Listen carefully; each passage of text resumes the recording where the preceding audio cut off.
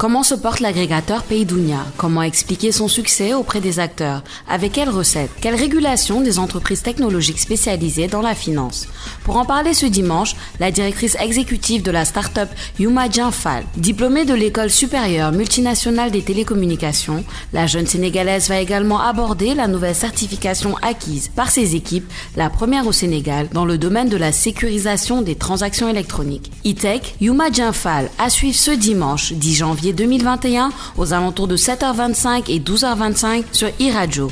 E-Tech, l'émission d'un monde qui change, présentée par Ousmane Gueye. Bonjour à tous, ravi de vous retrouver sur l'antenne d'e-Radio avec une dame cette fois après le délégué général à l'entrepreneuriat rapide, Papa Amadou Sarr, Youma Djenfal, bonjour. Bonjour Ousmane Gueye. Bienvenue, merci d'être chez nous. Nous sommes d'autant plus ravis que nous vous avions rencontré il y a quelques années au Sénégal, au démarrage de Paydounia, dans un local peu attractif pour ne pas dire presque abandonné. Il était alors difficile d'y croire. Aujourd'hui, maintenant que ça prend, vous allez nous le dire, comment se présente et surtout comment se porte votre fintech? On rend grâce quand même à Dieu. On a parcouru beaucoup de chemin. Paydounia, quand même, c'est une start-up qu'on a lancée en 2015. Effectivement, on a commencé dans le garage de Aziz Yerima, qui est notre CEO et cofondateur. Et depuis quand même, en 5 ans, on a pu parcourir du chemin. Aujourd'hui, c'est plus de 600 entreprises clientes qui nous font confiance. C'est 3 pays de présence, le Sénégal, la Côte d'Ivoire et le Bénin. C'est 30 milliards sur la plateforme en 2019. C'est plus de 30 000 transactions journalières. Donc, quand même, on a parcouru du chemin. C'est aussi 55 collaborateurs d'une douzaine de nationalités différentes. Oui, et comment est-ce que la croissance au sens littéraire, l'action de grandir, de croître, comment est-ce que cette croissance est faite? Évidemment, au départ, ce n'était pas très évident. Parlez-nous un peu de vos obstacles et de comment est-ce que vous avez réussi à les surmonter. Bon, si je dois revenir vraiment sur l'historique de Paydounia, je me souviens encore quand on a lancé la plateforme le 26 novembre 2015. Surtout le premier mois, on avait 0 transaction. On avait 0 transaction tout simplement parce que on s'était inspiré du modèle de PayPal où le client devait d'abord créer un compte avant de payer. Et donc, quand on a enlevé ça, on avait uniquement un seul moyen de paiement. Donc, nous étions les pionniers, mais aussi les seuls à offrir du paiement en ligne. À l'époque, avec Orange Money. Orange Money n'avait pas encore aussi développé sa propre plateforme de paiement en ligne. Donc, on a commencé avec le mobile money leader du Sénégal. Et donc, on est resté avec 0 transaction tout un mois. On a changé un peu l'expérience utilisateur. On a pu recevoir notre première transaction avec un de nos clients historiques. Je pense que le montant est 13 000 francs CFA. Et donc, ça a vraiment été notre première victoire. Et à partir de là, ça a été une dizaine de transactions par semaine, puis c'est devenu une centaine par semaine, puis c'est devenu une centaine par jour. Et là, j'ai parlé de 30 000 journalières, mais il nous arrive de faire des pics de plus de 60 000 journalières. Voilà. Vous êtes resté, vous l'avez dit, un mois sans rien, sans transaction. La réaction, c'était quoi? On laisse tomber, on s'est gouré, on s'est trompé, on baisse les bras. C'était quoi la réaction à l'époque? Donc, je pense qu'en entrepreneuriat, si je prends cette question dans ce sens-là, il faut vraiment être une personne résiliente, persévérante. Donc, il va toujours y avoir des obstacles et des challenges, des obstacles vraiment... des fois, c'est le marché qui ne rencontre pas vos attentes. Donc, ce que vous devez faire, c'est être discipliné dans votre approche. Donc, c'est ce que je dis à tout le monde. Et quand je dis discipliné dans votre approche, vous avez déjà une idée, vous savez ce que vous voulez faire, mais vous regardez le problème que vous souhaitez résoudre et vous commencez à aller à l'encontre de vos clients. Vous allez à la rencontre de vos clients. Vous leur proposez la solution et vous prenez leur retour. Et après, vous modifiez, vous ajustez, vous commencez à reprendre les choses en main en vous disant, OK, le client, il m'a dit ceci, c'est comme ça que ça marche, ce serait mieux si on faisait tel ou si on faisait tel. Et à partir de là, vous améliorez votre produit et le client vient naturellement vers vous.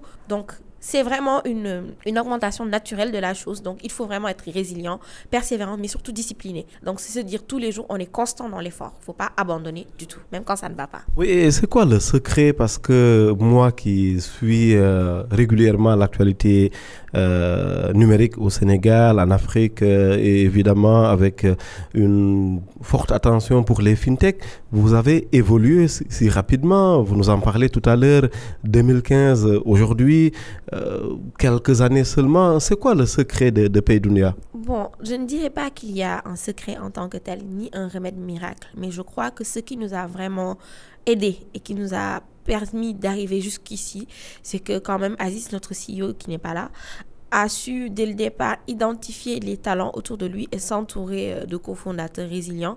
Et lui-même, il a pu se dire, moi, je suis bon dans ça, dans ça, dans ça. Je vais trouver des personnes qui sont bonnes dans ça, dans ça, dans ça. Et on a pu former une équipe avec une complémentarité. Un bon casting. Oui, c'est pas toujours une question aussi de bon casting parce qu'il faut dire la vérité. Il y a des moments où c'est vraiment dur, où vous devez faire des sacrifices. Mais quand le moral de quelqu'un ne va pas, il faudrait que l'un dans le groupe puisse pousser les autres à continuer à avancer. Et donc, lui, vraiment, son très gros point fort, si je regarde vraiment comment ça a fonctionné, c'est qu'il est excessivement rigoureux dans ce qu'il fait. Donc, il regarde les détails, il va au fond des choses. Et ça nous a permis vraiment de grandir parce que quand on lançait Paydunia, moi, je venais juste de soutenir. J'étais à ma dernière année de cycle ingénieur, donc j'étais vraiment en fait une sortante, une vraie débutante. Et j'ai juste fini mon stage de mémoire dans une entreprise de la place et on a lancé la boîte, on s'est mis dans l'entrepreneuriat. Donc il fallait tout apprendre de nous-mêmes. Donc il faut prendre des personnes qui sont aussi passionnées que vous, des personnes qui sont prêtes à apprendre, des personnes qui sont aussi prêtes au sacrifice parce qu'il va y en avoir. On dit tout le temps que les 3 premières années en entrepreneuriat, c'est ce qu'on appelle la Death Valley. Donc c'est la vallée de la mort parce qu'il y a un petit truc, ça vous bouscule. Donc il faut regarder des parents, il faut parler avec l'entourage, il faut prendre des inputs et surtout il faut être ouvert aux critiques parce que vous allez en recevoir beaucoup. Il faut pas le prendre personnellement. Des fois les gens peuvent être très durs dans leurs mots, ça peut vous faire de la peine, mais il faut vous dire non, moi je vais prendre le positif dedans, je vais prendre ce qui peut être constructif et à partir de là je vais grandir, je vais m'améliorer.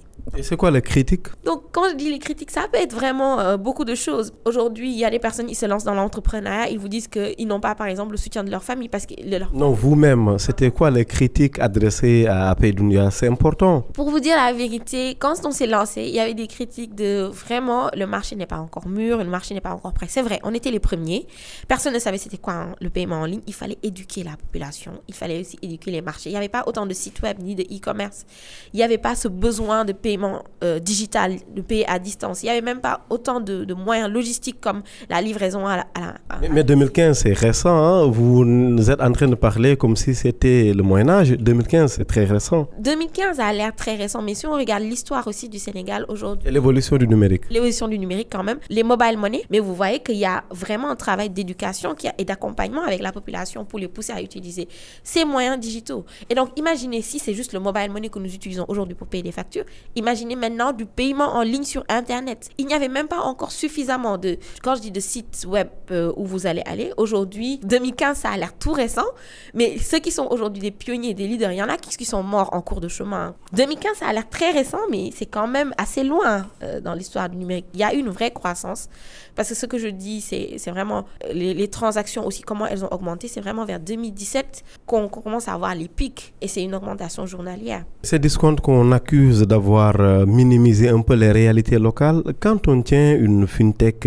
connue et reconnue, respectée aujourd'hui comme la vôtre, Paydunia, c'est quoi les spécificités locales qu'il faut prendre en compte? Bon, je vais personnellement parler de nous. Il y a les cartes bancaires Visa et Mastercard. Les gens vont payer avec en ligne. Et la réalité est que les gens ne sont pas bancarisés. Aujourd'hui, on a un taux de bancarisation pour le cas du Sénégal de moins de 15%. Et même dans ces 15% de personnes bancarisées, ils n'ont pas tous des cartes bancaires de crédit ou de débit qui peuvent payer en ligne. Est-ce que d'ailleurs la bancarisation est toujours d'actualité? À l'heure où on parle du mobile money, ça rappelle un peu un numéro d'e-tech où nous avions reçu l'ancien directeur général du GIM Yomowa. En fait, aujourd'hui, il y a la bancarisation qui est là, mais je crois qu'il faut faire un peu de finance digitale inclusive. Finance digitale inclusive, c'est que permettre quand même à toutes les personnes, qu'elles soient bancarisées ou pas, de pouvoir avoir accès à des services financiers, à la fois de première génération, mais aussi de deuxième génération. Aujourd'hui, quand je parle de services financiers de première génération, il y a le basique comme les paiements. De deuxième génération, je vais parler du crédit, de l'épargne. Donc, il faut permettre à des personnes qui, même si là où elles sont, elles puissent accéder à une finance digitale inclusive. Et ça va leur permettre une meilleure traçabilité de leurs transactions. Ça va leur permettre d'avoir une financial literacy, c'est-à-dire de savoir combien j'ai dépensé, où est-ce que j'ai mis mon argent, combien je peux épargner. Et c'est vraiment cette éducation financière que va permettre aujourd'hui les moyens de paiement alternatifs comme les SFD, les services financiers décentralisés, les mobile money. Donc, les services comme les tontines même peuvent être vus comme des services financiers, on va dire, de deuxième génération parce qu'ils permettent en un sens aussi de l'épargne de crédit. Donc, il faut vraiment prendre ça au sens large quand je parle de finances digitales inclusives. C'est pas uniquement avoir un compte bancaire, mais à l'époque où on était là, où le mobile money n'était pas aussi connu, où les gens ne l'adoptaient pas autant, ça répondait pas à notre besoin. Notre besoin, c'était quoi? Quelqu'un qui se trouve, je sais pas moi, comme ma grand-mère à Louga, qui veut tout simplement aujourd'hui, elle voit son petit parfum là, bien-être, qu'elle veut acheter sur un site comme Fabella Shop, ben qu'elle se dise, ok, moi je paye, on me livre, je suis chez moi, j'ai pas à me déplacer, je suis une vieille personne. Et moi, j'ai pas de compte bancaire, j'ai pas de carte bancaire, donc je peux payer avec du mobile money. Je ne vous ai pas encore présenté à nos auditeurs Yuma Dienfal, même si à travers ce que vous dites, on comprend un peu votre parcours, cofondatrice de Paydunia, directrice exécutive, diplômée de l'ESMT, l'École supérieure multinationale des télécommunications, de même que votre associé Aziz Yerima, entrepreneur et c'est peu dire avec plus de 7 ans d'expérience dans l'aide à l'autonomisation des femmes et dans l'inclusion financière, on en parlait un moment. Mais entrepreneur social, est-ce que vous n'en dites pas trop? Est-ce que vous n'en faites pas trop? Est-ce que vous êtes entrepreneur social? Mais rapidement, parce que ce n'est pas l'essentiel de cette interview. En fait, personnellement, je me définis comme un entrepreneur social dans le sens où j'identifie des problèmes sociaux qui, aujourd'hui, je me dis, peut-être constituent un frein au développement. Et donc, ce sont ces problèmes-là que je suis en train d'adresser, qu'on est en train d'adresser. Si je prends le cas de Paydunia, concrètement, c'est qu'on a vu qu'aujourd'hui, vous êtes un jeune entrepreneur. Vous cherchez à lancer votre entreprise. Toute entreprise, aujourd'hui, a pour but de gagner de l'argent. Mais comment vous faites pour collecter cet argent? Comment vous faites pour le sauvegarder? Comment vous faites pour le fructifier? Si vous êtes aujourd'hui un freelancer, vous faites des prestations de création de sites web, vous êtes basé au Sénégal, vos clients sont en Europe, comment est-ce qu'ils vont pour vous payer pour que l'argent arrive chez vous? De manière complètement digitale, rapide, simple, fiable et sécurisée. Donc, entrepreneur social, c'est vraiment quelque chose qui pousse les gens à pouvoir améliorer leurs conditions de vie, leur niveau de vie. C'est des solutions qu'elles vont pouvoir utiliser pour se dire, ok, je suis partie d'un point A et je vais à un point B. Et c'est pourquoi moi, je me définis comme un entrepreneur social. Parce que ce que je fais, le premier impact de ce que nous faisons, ce n'est pas d'abord de gagner de l'argent. Le profit? Non, du tout. Mais c'est de créer de la valeur et de pousser aussi les gens autour de nous à avoir cette valeur. Aujourd'hui, on est une petite boîte, on est une fintech, mais j'ai parlé de plus de 50 collaborateurs. Donc, c'est des emplois qu'on a créés. Aujourd'hui, ils sont en CDI. Ce n'est pas des prestataires, ce n'est pas des CDD. Donc, c'est vraiment créer de la valeur autour de nous, permettre aujourd'hui à des gens de pouvoir quitter un point B, un point A, aller à un point B. Et c'est ça que nous voulons faire pour tout notre entourage et pour toute l'Afrique. Aujourd'hui, si vous aviez reçu Aziz, ce serait encore un autre niveau. On a des projets dans l'éducation, on a des projets dans tout. On veut vraiment permettre le développement et la réussite de l'Afrique. À vous entendre, tout le monde pourrait se définir entrepreneur social, mais c'est un autre sujet. Yuma Dienfal, directrice exécutive de Paydunia est notre invité ce dimanche 10 janvier sur iRadio et nous l'en remercions pour parler globalement du monde des fintech. Le prétexte de ce numéro dédié à Paydunia, c'est que vous êtes la première fintech à être certifiée PCI DSS au Sénégal. Ça veut dire quoi? Donc, PCI DSS, en fait, est une norme utilisée par les banques. Pardon, j'ai lu en français, hein, comme on est au Sénégal. Oui, effectivement. Donc, c'est une norme aujourd'hui dédiée aux banques pour pouvoir sécuriser les transactions financières. Donc, vous allez remarquer, par exemple, qu'aujourd'hui, quand vous allez payer en ligne, vous allez mettre le numéro de vos cartes bancaires. Comment est-ce que vos données sur ces cartes bancaires-là sont traitées, sont conservées, sont utilisées? Donc, c'est pour permettre, par exemple... Ils sont protégés. Ils sont surtout protégés même, c'est ça que je voulais dire. C'est par exemple, aujourd'hui, imaginez à l'intérieur de Paydunia, quelqu'un a payé avec une carte bancaire sur notre plateforme. On veut s'assurer que quelqu'un peut-être au service client ne peut pas voler les données de ses cartes bancaires pour les réutiliser. Donc, il y a peut-être des systèmes de cryptage pour que les données de ces cartes bancaires-là ne soient pas lisibles. Il y a un serveur sécurisé où on va mettre ça comme ça. Quand quelqu'un va tenter de pirater ce serveur, il ne va pas pouvoir accéder aux données des cartes bancaires de nos clients. Donc, là, j'ai pris l'exemple des cartes bancaires, mais c'est vraiment pour permettre aujourd'hui toute la sécurisation de bout en bout d'une transaction financière. S'assurer que l'émetteur aujourd'hui ne va pas tout simplement se retrouver en disant j'ai été débité, mais la dernière fois j'avais payé sur Paydunia. Ça ne peut pas. Parce que tout simplement, les données de vos cartes sont sauvegardées, safe, sécurisées avec nous. Pour vous provoquer un peu, qu'est-ce qui a dû se passer pour que le dernier venu passe avant les grands? Je ne pense pas qu'on soit les derniers venus et je ne pense pas aussi qu'on soit passé devant les grands. Même vous êtes la première fintech à être certifiée, non? Oui. Dans cette catégorie-là. Au Sénégal, oui, effectivement. En fait, ce qui s'est passé, c'est que nous, quand même, depuis le début de Paydunia, on a toujours mis l'accent sur la sécurité des transactions. Vous allez voir, bien avant même qu'on puisse avoir la certification PCI DSS, on avait nous-mêmes notre programme Paydunia Secure qu'on avait développé. On avait développé un outil anti-money laundering, un outil contre le blanchiment d'argent et les fraudes qu'on avait appelé Sniper pour détecter les tentatives de fraude sur notre plateforme. Et ça, c'était des choses qu'on avait faites avant le PCI. Donc, le PCI était vraiment dans notre ligne directrice dans le sens où on voulait déjà apporter plus de qualité de service à nos clients, mais on voulait aussi qu'ils puissent avoir cette confiance en nous. Parce qu'aujourd'hui, qui parle de paiement en ligne, nous, on sait qu'il y a des arnaques, il y a des fraudes. Et quand même, pour dire la vérité, on n'a pas eu de cas de fraude du genre ma carte bancaire a été volée. Mais on a eu des cas de friendly fraud. Un cas de friendly fraud, c'est quoi? On est en train de discuter, j'ai accès à ta carte bancaire, je prends ça en photo. Ça peut être ton fils, ton neveu. J'utilise ces numéros pour pouvoir faire des paiements. Comment est-ce que nous faisons pour empêcher ça? Donc, on a le 3D Secure. Donc, ça a toujours été dans notre ligne directrice de regarder quelles sont les failles du système parce qu'une sécurité à 100% n'existe pas. C'est quand même un système d'amélioration continue. Aujourd'hui, le PCI DSS, je pense qu'ils en ont quand même à leur 3e version. Donc, il y a toujours de l'amélioration continue à faire. Il faut regarder. Les pirates, ils ne dorment pas. Ils viennent tous les jours, vous faites un antivirus, ils se disent, c'est quoi la faille pour pouvoir pénétrer le système? Donc, vous aussi, vous ne devez pas dormir. Vous devez dire, OK, comment je fais pour améliorer ça, pour être sûr que vraiment toutes les transactions soient sécurisées? Parce qu'on parle quand même d'argent. On parle d'argent.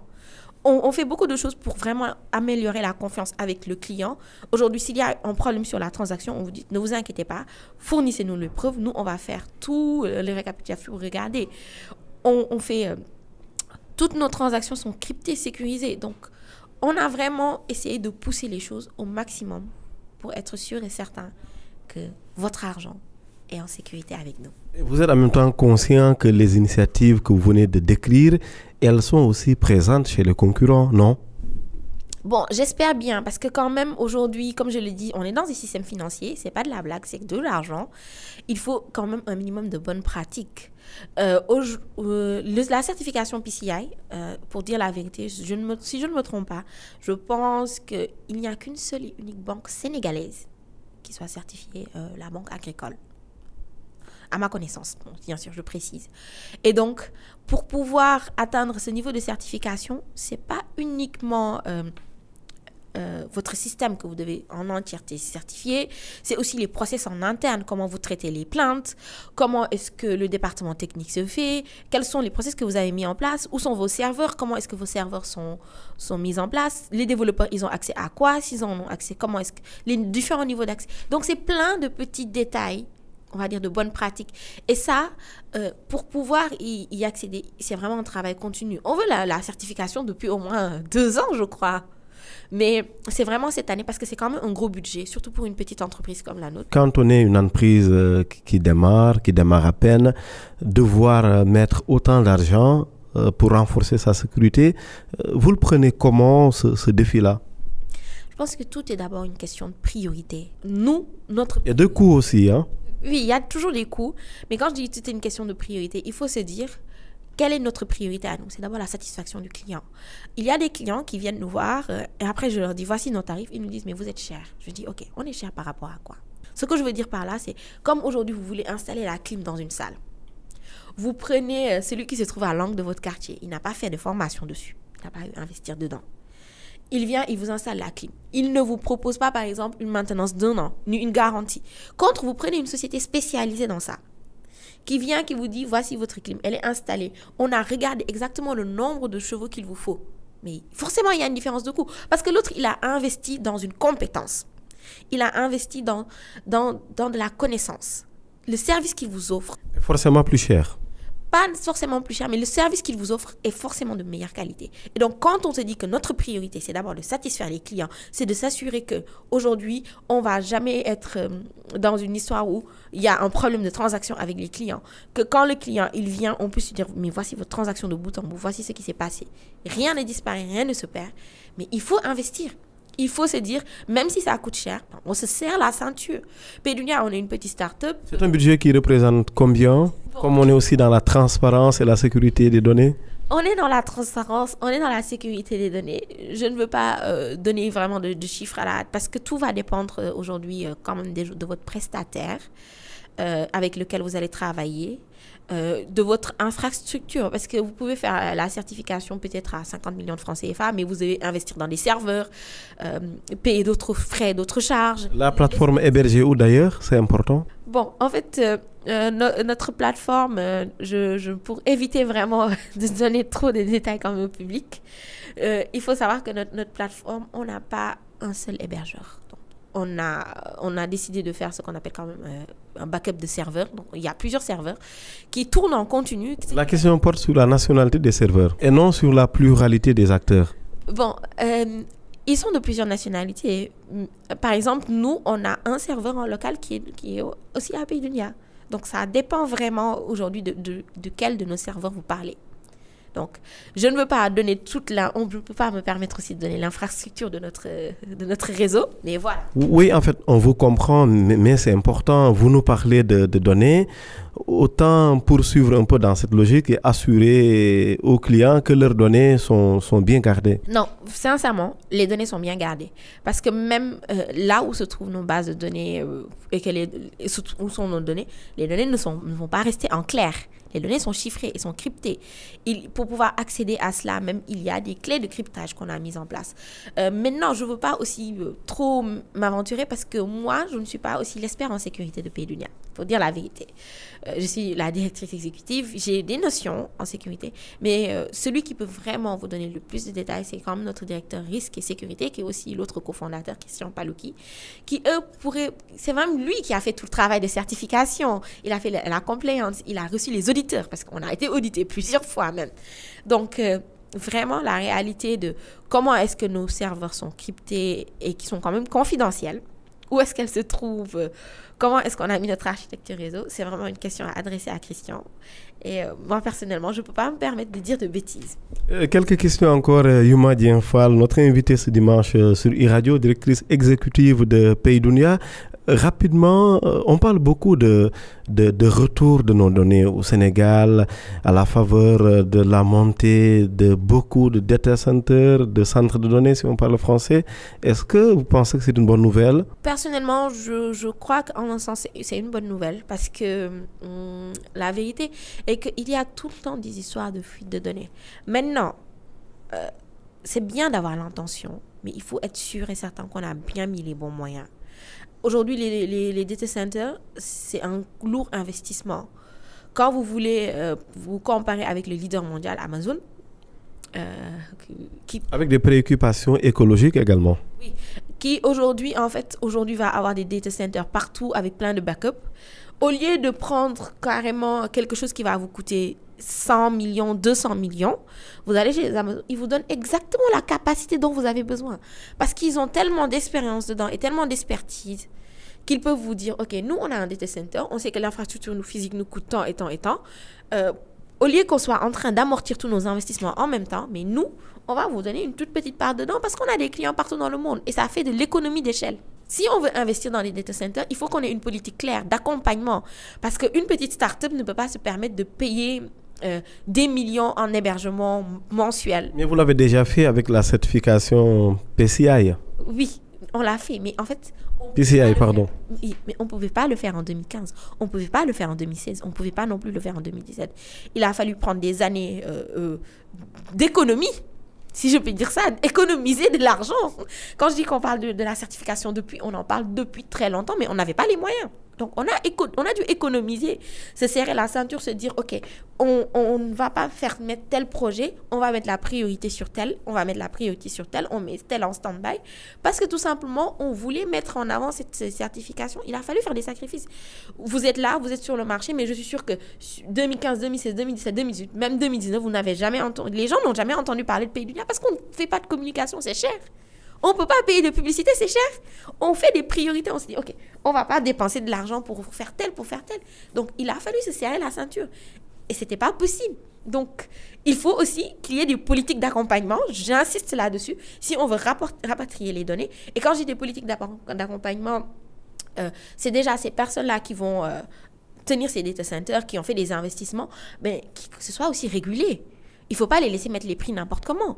Et oui, et il faut qu'il y ait des licences claires aussi. Et il faut aussi il y ait des politiques dans le sens, aujourd'hui, la CDP, qu'ils puissent dire, voici les politiques sur les données personnelles. Qu'il y ait des agréments, qu'il y ait des audits. Mais ça, c'est déjà le cas. Vous n'êtes pas satisfaite? Je ne dis pas que je ne suis pas satisfaite. Je remercie vraiment la CDP parce qu'on travaille avec eux comme depuis 2015. Ils nous ont donné l'autorisation pour conserver les données. Pour tout cela, ils font du très bon travail. Quand je dis cela, c'est quand on va se dire on rapatrie toutes les données au Sénégal. Yuma Dienfal, directrice exécutive de Pays Dunia, notre invitée ce 10 janvier 2021 sur iRadio. Une pause de 25 minutes. On se retrouve pour la suite et la fin, et puis on parlera notamment de réglementation, de régulation des fintech au Sénégal, avec notamment les attentes vis-à-vis de la BCEAO et de l'État du Sénégal. Une pause donc de 25 minutes et l'on se retrouve juste après.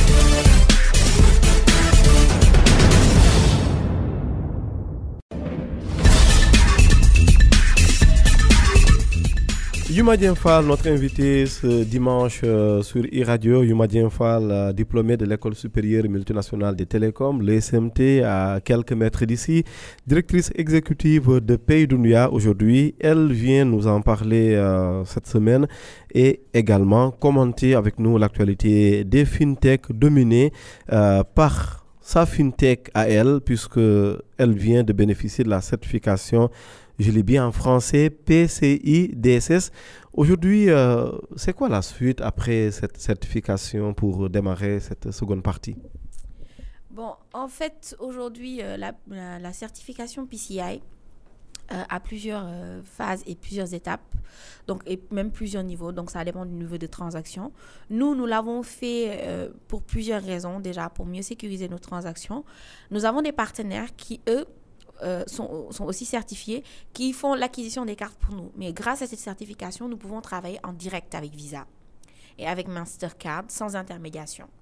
Donc, ça permet quand même un bond en avant pour nous de pouvoir dire qu'on a développé notre propre module de carte bancaire, que nous sommes nous-mêmes acquéreurs aussi pour les cartes. Et donc, c'est vraiment vers ça que nous voulons aller.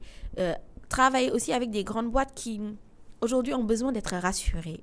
Donc, cette certification, c'est aussi pour dire aux clients que ce n'est pas parce qu'on est une petite boîte qu'on ne peut pas vous fournir un service de qualité. D'ailleurs, voici la preuve qu'on peut le faire. Et donc, cette certification est vraiment là pour rassurer le client final, le partenaire business, que nous avons les reins solides pour travailler avec eux. Mais pourquoi le qualificatif de petite boîte? Est-ce que c'est pour vous attirer la sympathie des concurrents? Parce que vous n'êtes pas une petite boîte. On est une petite boîte. Aujourd'hui, si on doit regarder étymologiquement la définition d'une petite entreprise, on vous dit qu'il y a un nombre d'employés que vous devez avoir. Étymologiquement, c'est loin. Parlons de vos chiffres. De nos chiffres. Je pense tout à l'heure, j'ai parlé d'environ 30 000 transactions journalières. Mais nous faisons quand même de l'économie d'échelle. Sur une transaction, on peut gagner, imaginez sur 10 000 francs, on vient vous facturer 300 francs. Sur les 300 francs, il y a une partie qu'on doit reverser à nos partenaires Mobile Money ou Cash Point Services, ou bien même bancaire. Et après, on doit payer la TVA dedans. On doit payer des taxes et des impôts. Donc, à la fin, sur les 300 francs, peut-être nous avons 20 francs. Donc, on est vraiment sur de l'économie. Et encore 20 francs, je suis gentille. Donc, on fait vraiment de l'économie d'échelle. Il nous faut vraiment un très gros nombre de transactions, un très gros flux de transactions, de valeur, d'argent. Et ça arrive? On ne va pas se plaindre en tant que tel. Ça ne répond pas à la question. Je me dis qu'il y a encore beaucoup de potentiel sur le marché, qu'il y a encore beaucoup de choses à faire sur le paiement en ligne et que nous sommes encore aux prémices. Si on se compare à des marchés qui sont déjà matures dans d'autres pays, même de la sous-région, aujourd'hui, on n'a pas encore atteint notre plein potentiel. Donc, c'est lent. Oui, et c'est quoi le problème principal des agrégateurs au Sénégal? On parle beaucoup des agrégateurs et de la réglementation, notamment par la BCEAO. C'est quoi le gros souci des agrégateurs aujourd'hui? Effectivement, dans tout secteur, il y a des challenges. Moi, je ne veux pas parler en généralité aussi. Ce que je peux dire, c'est que nous, principalement Pays Dunia, depuis le début, on a eu 3 défis majeurs à relever. L'un des premiers défis qu'on avait, c'était d'abord un défi, on va dire, entre guillemets, de notoriété, dans le sens où il n'y a pas d'agrément ou de licence comme avec les banques. Aujourd'hui, la BCEAO, elle offre 3 agréments. L'agrément bancaire, l'agrément pour les systèmes financiers décentralisés et l'agrément pour les émetteurs de monnaie électronique. C'est vrai, selon mes informations, que la BCEAO ne reconnaît pas les agrégateurs? Je ne dirais pas ne reconnaît pas les agrégateurs, mais concrètement, aujourd'hui, ce qui se passe, c'est qu'on peut être agrégateur, mais si la BCEAO doit auditer, réguler, ils ne sont pas en contrat direct avec nous, mais nous sommes en contrat direct avec ceux qu'ils agrègent. Donc, c'est une relation on va dire, indirect, dans le sens où aujourd'hui, il y a par exemple l'agrément de l'émetteur de monnaie électronique. Nous, on est en contrat avec l'émetteur de monnaie électronique qui nous contraint à respecter les règles de la BCEAO. Donc, je pense, depuis le début de Pays Dunia, depuis 2015-2016, on a fait plusieurs rencontres avec la BCEAO, à la fois BCEAO nationale, mais aussi BCEAO régionale, parce que le siège quand même se trouve au Sénégal, la direction de la monétique, pour leur présenter ce que nous faisons, comment nous le faisons. Et aujourd'hui, on n'est pas en fait contre la loi. Et donc, effectivement, d'après leur dire, aujourd'hui, en tant qu'agrégateur, si on a un contrat avec les émetteurs de monnaie électronique et que nous respectons toutes les spécificités qui sont dans ces différents agréments, bancaires, émetteurs de monnaie électronique, SFD, on peut facilement continuer notre activité telle qu'elle. Et au passage, je les remercie dans un sens. Parce que c'est vrai qu'il y a un gap juridique, il n'y a pas une loi spécifique aux agrégateurs, mais ce n'est pas pour autant qu'ils ont décidé que parce que ça n'existe pas, ils font un frein, ils obligent les agrégateurs à ne pas pouvoir exploiter leur activité. Ils auraient pu se dire, donc, ok, ça n'existe pas, donc vous ne pouvez pas faire vos activités tant qu'il n'y a pas une loi dessus, tant que ce n'est pas régulé. Mais non, au contraire, ils ont essayé un peu de pousser à la digitalisation, de pousser à l'innovation pour essayer de voir qu'est-ce que ces acteurs fintech agrégateurs peuvent apporter. Il ne vous arrive pas parfois de vivre dans la crainte d'une imprécision de la réglementation de ce point de vue? Si. C'est même pour ça que je disais qu'il y avait beaucoup de challenges à vivre parce que aujourd'hui, vous venez, vous vous présentez devant un client, il vous demande, voilà. Il fait aussi sa propre due diligence, hein, il fait un KYC, il vous demande, voilà, c'est quoi le nom de l'entreprise, qui sont les dirigeants, est-ce qu'il y a des problèmes de fraude, est-ce qu'il y a tel, ok. C'est quoi votre autorisation d'exercer? Qui n'existe pas. Donc, c'est une question récurrente qui revient. Donc, après, il faut expliquer au client le cadre juridique légal. Qu'est-ce qui nous permet d'exercer? Donc, on a un discours vraiment très clair. Et puis, il y a cette imprécision qu'on va vivre encore. Mais je crois que quand les choses aussi doivent être bien faites, elles ne peuvent pas être faites rapidement. Comme je l'ai dit, on a ouvert les discussions avec la BCEAO depuis 2015 parce qu'on s'était lancé les premiers. Et depuis, je crois qu'ils ont parcouru du chemin. Ils sont en train de travailler sur une loi spécifique pour les fintechs et les agrégateurs. C'est juste qu'elle n'est pas encore sortie. Et on attend ce qu'il y a à faire. Et je crois que cette loi-là, ils prennent leur temps dans le sens où ils ne veulent pas faire une loi qui empêche ceux qui existent déjà de fermer leurs portes. Mais plutôt de voir comment cette loi peut déjà encadrer ce qui existe déjà. Parce qu'ils auraient pu se dire, ok, peu importe ce qui existe, nous voici ce qu'on fait avec les banques. Alors que les banques, c'est un milieu très rigide. Et c'est ça qu'on va appliquer à vous. Or, ça ne nous arrange pas parce qu'ils veulent quand même pousser l'innovation. Et donc, en un sens, il y a une incertitude que nous vivons, mais on va bien la vivre dans le sens où on sait déjà qu'ils sont ouverts au dialogue. S'ils étaient réfractaires, ils ont déjà même organisé des journées d'écoute, de consultation. Donc, c'est vraiment pour montrer quand même qu'ils ont une certaine volonté d'accompagner l'innovation, de pousser à l'inclusion financière. La BCEAO, qualifiée parfois d'institution très très rigide selon beaucoup, c'est aussi votre constat? Bon, en fait, aujourd'hui, je les comprends. On parle quand même d'argent. Ils sont garants de notre monnaie grâce à leur travail, qu'ils font tous les jours. Mais ailleurs, les institutions bancaires évoluent en reconnaissant ou pas, par exemple, les monnaies virtuelles. Oui, effectivement. Pour donner un cas très clair, aujourd'hui, si je ne me trompe pas, la crypto-monnaie est interdite dans notre zone. On a des clients qui nous sont rapprochés de nous, ou des potentiels partenaires, en disant qu'ils font de la crypto-monnaie. On leur a dit non. Mais justement, alors qu'il y a des régulateurs ailleurs qui ne sont pas moins sérieux, vous êtes d'accord? Oui, ils ne sont pas moins sérieux, mais en fait, aujourd'hui, être régulateur, c'est une position très délicate. C'est une position très délicate dans le sens où ils sont là, ils ont des impératifs, ils doivent garantir des choses, ils doivent encadrer un certain nombre l'écosystème. Et donc, eux, ce qu'ils font, c'est pas uniquement venir taper dessus, parce qu'un régulateur qui vient taper dessus, qui vient fermer des portes, il fait pas bien son travail. Ce qu'il doit faire, c'est pouvoir redresser la barre. Et pour faire ça, il faut des outils de contrôle. Et ces outils de contrôle, aujourd'hui, ces régulateurs que vous dites sous d'autres cieux, ils les ont dans le sens où tout le monde est bancarisé. Il y a une traçabilité bancaire pour tout le monde. Le cash n'a pas une aussi grosse emprise qu'ici. Ici, 90% de nos transactions se passent en cash. Ils n'ont pas une visibilité sur toutes les transactions. Ils ne peuvent pas se permettre d'être aussi souples que pour la simple et bonne raison qu'eux, ils ont déjà tous les moyens de contrôle. Et donc, peut-être une fois qu'on aura cette base d'avoir tous les moyens de contrôle, c'est-à-dire une meilleure inclusion digitale, une meilleure bancarisation avec des services financiers peut-être digitaux, ben, à partir de là, ils vont peut-être pouvoir faire d'autres choses. Mais l'argent vient du cash, c'est compliqué. La fin du cash, d'ailleurs, on en parle beaucoup. Ailleurs, c'est acquis, pour ne pas dire presque acquis. Mais au Sénégal, sous nos cieux, en Afrique, c'est pour quand et quelle devrait être ou quelle pourrait être la contribution de PayDunia qui est déjà dans le digital? On a l'habitude de dire en interne qu'aujourd'hui, notre vrai concurrent, c'est le cash. Dans le sens où on a un client qui a son site web, il vient, il intègre nos solutions de paiement digitaux. Le client final commande depuis chez lui et je dis, OK, moi je veux payer en cash à la livraison. Notre concurrent, c'est le cash.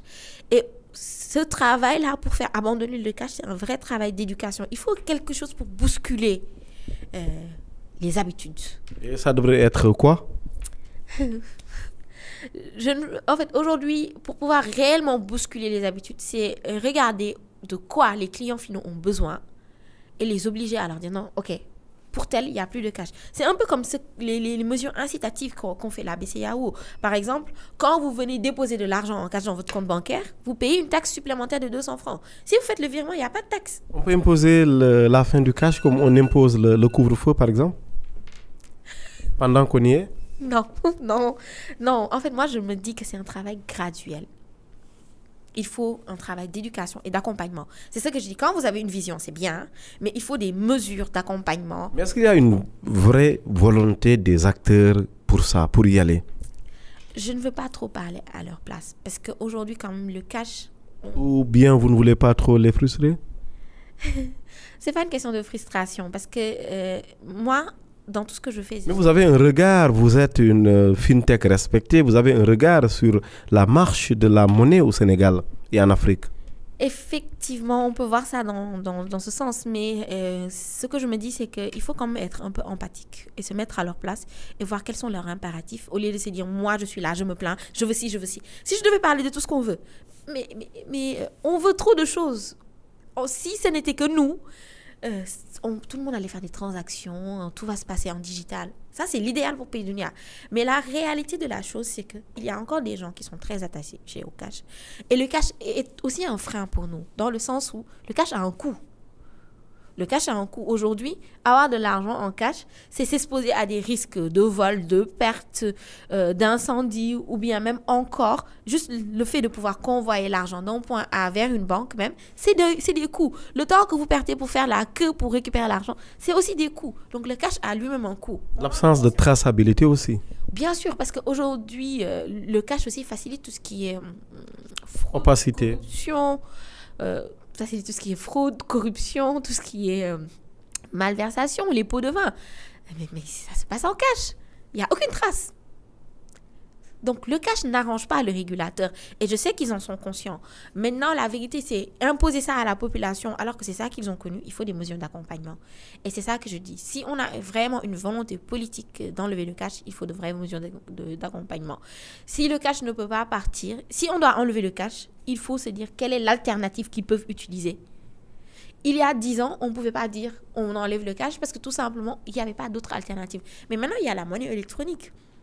Et il y a la monnaie électronique dans le sens où, même avec un Future Fund, on peut, avec l'USSD, avoir son argent.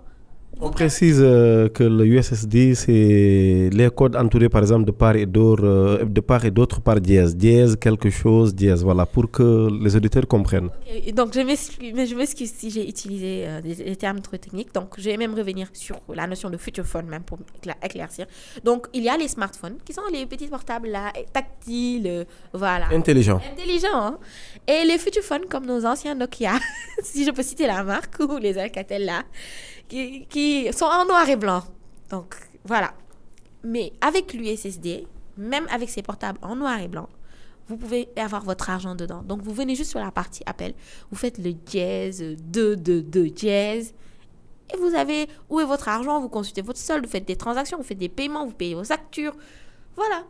Oui, mais en même temps, c'est très lent, le USSD.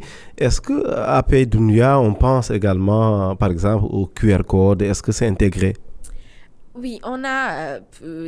Même si on précise, pardon, que le QR code implique qu'on ait forcément une connexion à Internet. Si, le QR code implique qu'on ait une connexion Internet, implique qu'on ait un smartphone, qu'on ait aussi un smartphone suffisamment à jour. Ça fait trop lourd pour vous? Ça fait trop lourd?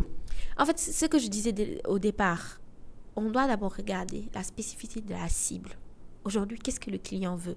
Quels sont les problèmes qu'il rencontre? Et où est-ce qu'il se trouve? Voilà, et où est-ce qu'il se trouve? Et on donne des solutions à ce client-là.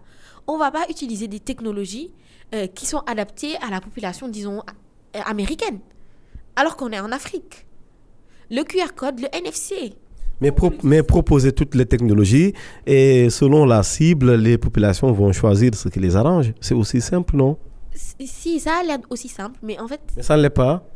Et pourquoi? Pourquoi? Parce que aujourd'hui, changer les habitudes des personnes prennent du temps. Faut dire la vérité, quelqu'un est déjà dans sa zone de confort. Même si ce qu'il fait est compliqué, lui, il ne le sait pas parce qu'il en a l'habitude. Pour le faire sortir de cette zone de confort et l'amener à un autre point, il faut prendre du temps pour les convaincre, pour les sensibiliser. C'est même ça. Oui, et aujourd'hui, très rapidement, on va évoluer. Yuma Dienfal, notre invitée ce dimanche sur e-radio, directrice exécutive de la FinTech PayDunia. Est-ce que PayDunia bouscule le secteur actuellement? On dit souvent que vous videz, entre guillemets, les effectifs d'autres. Est-ce que c'est vrai? Non, je ne dirais pas. Parce que bizarrement... C'est le verbe vider qui ne s'y est pas ici? Non, c'est le verbe vider. Parce que dans un sens, comme on est vraiment en croissance aussi, il nous arrive de vouloir recruter des profils. Donc, on poste des annonces. Et quand on poste des annonces, à notre surprise, effectivement, d'effectifs d'autres vont postuler. Ça va pas de géants, comme on dit du secteur? Mais c'est important, éclairez-nous. Je ne veux pas, en fait, aujourd'hui citer des marques, mais si vous le permettez, par exemple, chez nous, comme on est très pluriculturel, dans un sens, on a plusieurs nationalités, mais on a des anciens de banque, mais on a aussi des anciens d'autres fintech. On a des personnes qui sont passées à Wari, à Johnny. On a des personnes aussi qui sont passées à Servitech. Voilà, on a des personnes qui sont passées aussi dans des banques. Donc, c'est pas qu'on est en train de vider les effectifs d'autres, c'est que le secteur des fintech est un secteur tout à fait nouveau.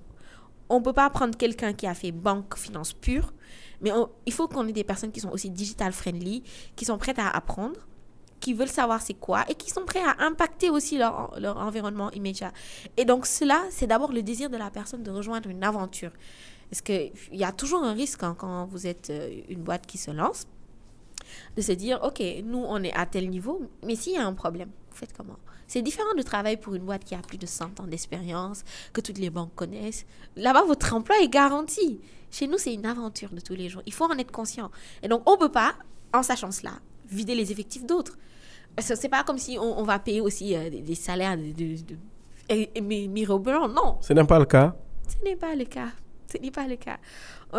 On paye pas mal nos employés. Ça, je pense qu'il faut prendre à témoin tout le monde. Mais on va pas...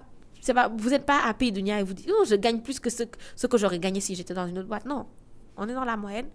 Les clients nos employés vont être satisfaits. Et en interne même, on essaie d'instaurer une politique de fidélisation de ces employés. On a ce qu'on appelle la Dunia attitude, donc j'en parle.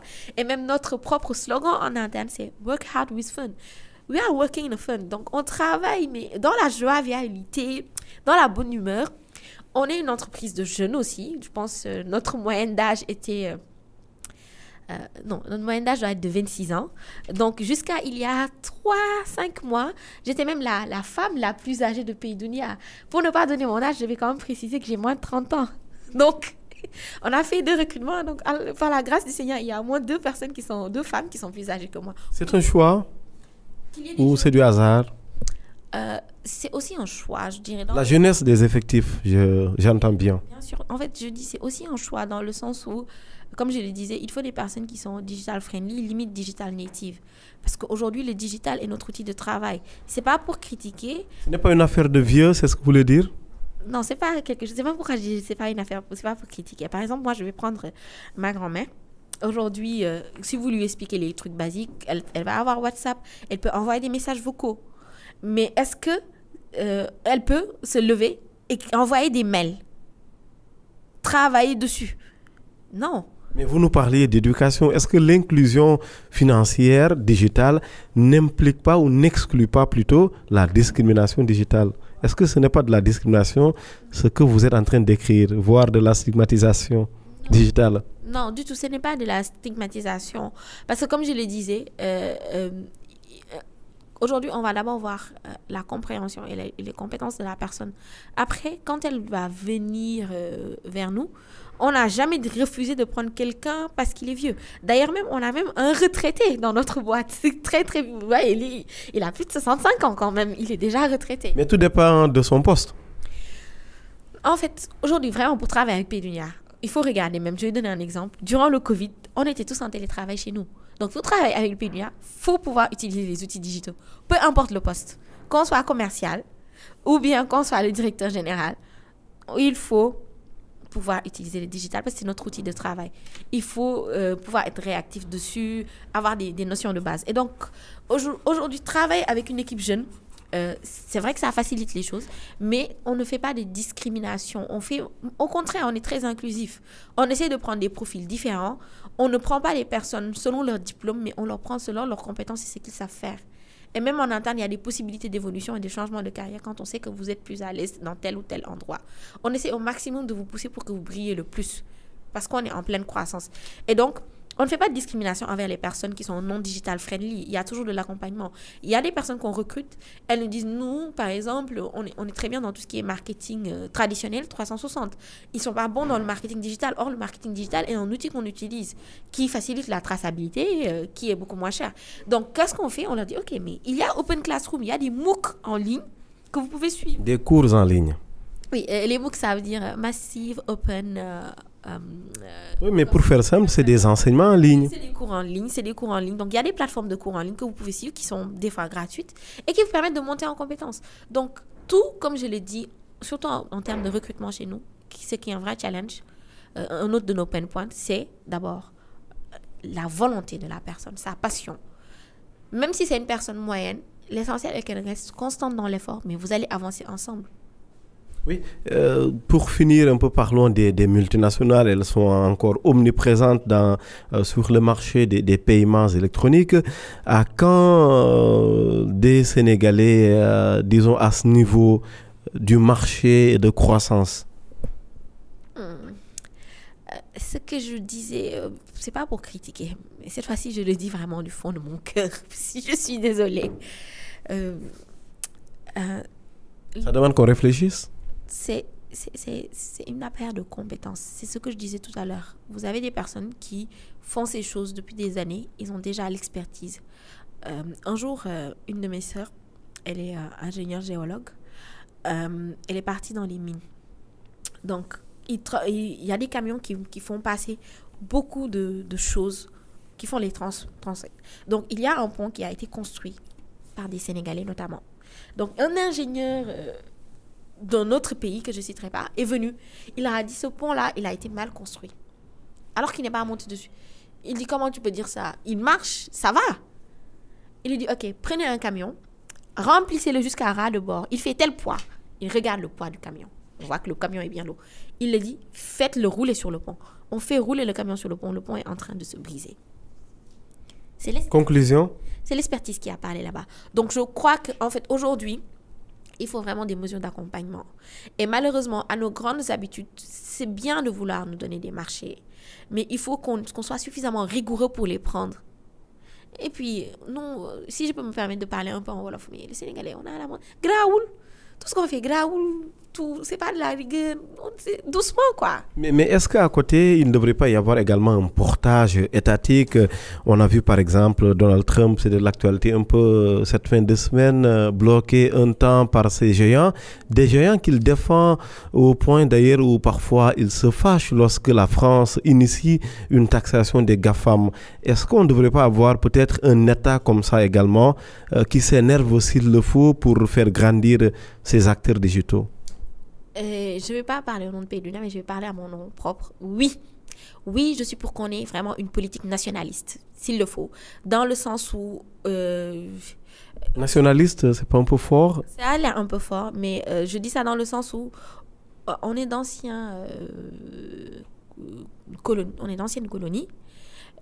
On est en train de vivre une révolution digitale. Il faut qu'on prenne cela en main avant qu'on se fasse aussi encore coloniser de manière digitale. C'est la vérité. Il faut qu'on puisse créer nos propres contenus. Il faut qu'il y ait de l'accompagnement. Il faut qu'il y ait des mesures. Il faut que nous soyons conscients que personne ne va venir écrire notre histoire à notre place. Donc, il faut qu'on soit des acteurs. Qu'on puisse créer de la valeur. Comme vous l'avez dit tout à l'heure, tout le monde peut se définir comme entrepreneur social. Arrêtez de rester, de faire les AS et bois pour cogne. Arrêtez de rester devant chez vous. Mais prenez les choses en main. Commencez à créer de la valeur. Faites des emplois. Créez des choses qui vont aujourd'hui permettre à nos futurs enfants de pouvoir se dire, aujourd'hui, il y a des choses quand même où les leaders, c'est nous. S'il le faut, inspirons-nous des grandes boîtes parce qu'ils ont déjà l'expertise. Ne recommençons pas tout à zéro. Et c'est ça que j'essaye de dire tout à l'heure. C'est pas une question de... Ils ont déjà l'expertise. Il faut pas, en fait, jeter en bloc tout ce qu'ils font. Non. Mais il faut regarder ce qui marche chez eux. Mais faisons comme la Chine. Oui, mais j'adore la Chine. Faisons comme eux. La Chine, ils sont partis. Ils ont envoyé leurs ingénieurs dans tous les pays. Ils ont regardé comment ça se fait. Ils ont copié, ils ont amélioré. Ils ont adapté. Et c'est ça qu'on doit faire. Merci, Youma Dieng Fall. Mais je vous en prie. Si je peux me permettre aussi un dernier mot de la fin. J'espère vraiment que mes propos n'ont heurté la sensibilité de personne. Ça a vraiment été un partage quand même à cœur ouvert. Et ce que je voulais dire, c'est que j'encourage vraiment tout le monde. Personne n'est à juger. Chacun a un rôle à jouer dans l'écosystème. Il faut juste en être conscient et surtout ne pas abandonner. Il y aura toujours des difficultés. Nous, on en rencontre. On continuera d'en rencontrer. Même aujourd'hui, notre président de la République, Macky Sall, qui, tout le monde peut le dire, il est riche, il est milliardaire, mais il rencontre aussi des difficultés. Donc, il faut savoir que les difficultés font partie de la vie et qu'il faut les surmonter. Et donc, si mes propos ont heurté, il faut savoir qu'il faut le prendre, comme je l'ai dit, comme moi, c'est-à-dire des critiques constructives et non quelque chose d'agressif envers eux. Et voilà, quoi. Merci beaucoup Youma Dieng Fall, directrice exécutive de Pays Dunia, diplômée de l'École supérieure multinationale des télécommunications, 7 ans dans l'inclusion numérique et dans l'aide à l'autonomisation des femmes. C'est dommage que le temps ait été assez court. Merci à tout le monde. On n'a pas eu malheureusement le temps de développer un peu sur cette thématique qui est assez intéressante. Merci infiniment d'avoir suivi E-Tech, ce numéro du 10 janvier 2021. Je vous souhaite de passer une excellente semaine à venir qui démarre demain lundi, Inch'Allah. Excellent dimanche et excellente semaine.